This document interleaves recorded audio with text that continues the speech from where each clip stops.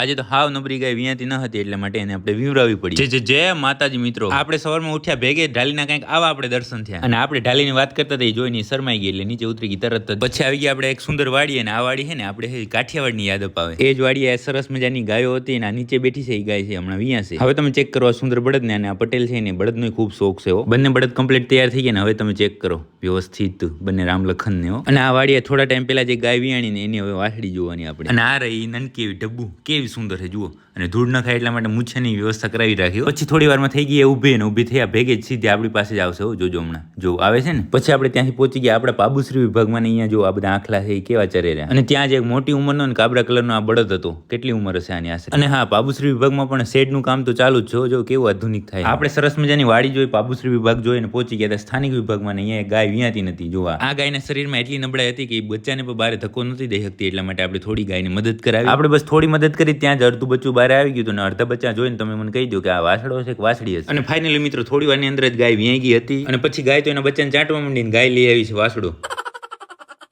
ગાયને વીવરાવી આપણે ગયા ઘરે જમવા માટે. ઘરે જમીને આવ્યા તો વાસડું ભૂખ્યું હતું એટલે પછી આપણે થોડું ધવડાવ્યું. અને બસ ત્યાં તો દિવસ પૂરો થઈ ગયો ને આ વ્લોગ પૂરો થઈ ગયો. ઓહો હો, લાઈક કોમેન્ટ શેર ભૂલતા નહીં.